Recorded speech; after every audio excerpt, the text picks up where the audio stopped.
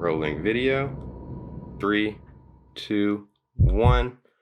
Rolling sound. Give me one more clap. Great. Who are you? My actual name is Barbara Jean. I've never been called that. I've always been called Jeannie. And as far as who I am, I think I'm a person who is very caring. I spend most of my time taking care of other people or animals or anything that hurts. What was your childhood like, and what were some important lessons that you learned then that you carry with you today? I had a great childhood. I had a mom who was raised on a farm, and I had a father who was a minister. He met her at his first pastorate, so the two of them worked together to raise 5 kids.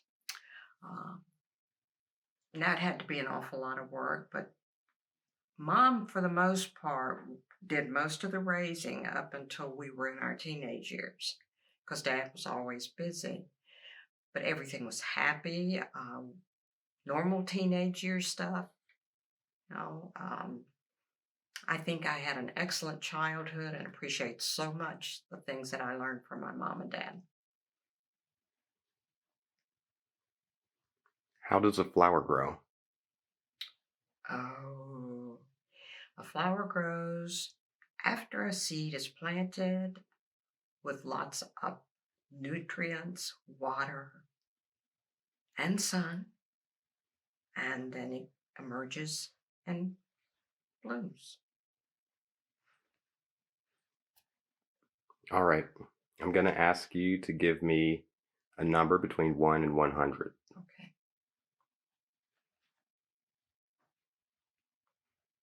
Oh, 43. I'm sorry. It's all right.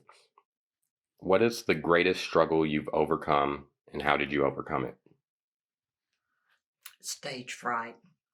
Um, Never liked being up in front of people to speak or do anything, actually. Always became very red, um, stumbled over words.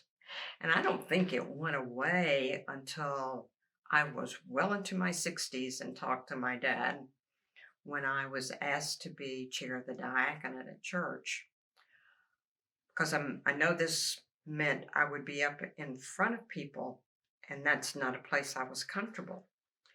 And with his encouragement, um, I really feel like his words and my struggles helped me accomplish it.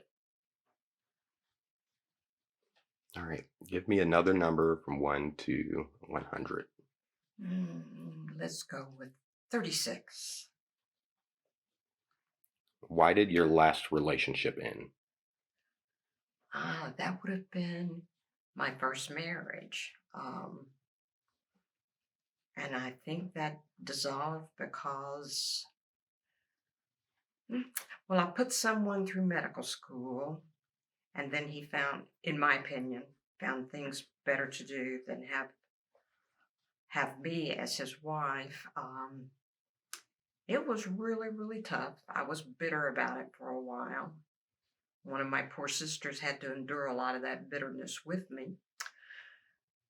Um, but I think the thing that changes is when we learn to love again. It's the trust part of a relationship that's so hard to build once that trust has been destroyed. And it doesn't come instantly. Um, Back in the day when I met Phil, my husband, we had both gone through nasty divorces, and neither of us went to counseling, so we had a very tough time. Um, Somehow or other, with encouragement from family and friends, we've made it to almost 50 years, which I think is pretty remarkable. Absolutely. Give me another number from 1 to 100. Let's go with 74. What has been the biggest change you ever made that made you the most proud of yourself? The biggest change. I think that again would have to do with learning not to be afraid in front of people, being able to say what you needed to say, not necessarily, and say what was on your heart when you needed to, and not be embarrassed by what you had to say because it was who you were. And they either had to accept you or not. I think that was the grandest gift was learning that it didn't matter if people liked me or not. Just do what I had to do and go on. All right. I'll ask you to give me one final number between 1 and 100. Let's go with 84. How do you define art, and what is art in your life today?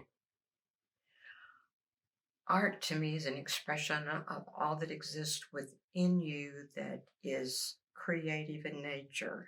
Um, and it's a pretty broad gamut, in my opinion. That's everything from even organizing a home or a desk, making something appealing, to actually putting something down on paper, painting, drawing, writing. There's so many creative avenues. Um, to me, it's an expression of yourself that comes out in those avenues that is what makes it art. Some art I don't understand, but other people can look at it and appreciate it. Um, and I'm sure some of the things I've done they don't understand as well. It's an expression of the soul of someone.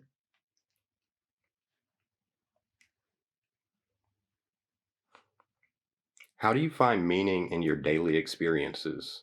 What propels you through life? I think knowing that I've been given this day, there are things that you have to do every day. I have to take care of the dogs, etc., that sort of thing. Um, I love to do any kind of craft work that would come along. The meaning that it gives to me in my day is that I've accomplished something, no matter how menial the task, if it's a task, or that I've completed a project, especially one that I started 7 years ago. What has the experience of living been like for you to this point? What can people learn from your life? Life can beat you up, chew you up and spit you out, so to speak. But your friends, your family, there's always people who love you and care for you and want to help you pull through. And as long as you depend on that love and support and accept guidance when you need it, um, temper it with your own personality because none of us are alike and can do things the same way. Um, I my best advice would be just be yourself, try to be honest, treat people well, um, love all the people you can love. And there are lots of different kinds of love. All right. This is the final question, and it's the reason we're here today. Life is fleeting. We never know when it's our time. If these were your last words ever recorded, what would you say about your life and legacy? Well, this life is getting closer to the end for me. I have no idea when that will be, but I'm 79 already, so there's not a lot of time left. Uh, what I would want people to remember, if they knew me, that I cared about them and that I treated them well. If they needed me, they could call me. That it was a life that was lived well, that I enjoyed it, and I just loved all the people that were involved in it. Well, that's beautiful. Thank you for your time today. Thank you. All right. That'll be it.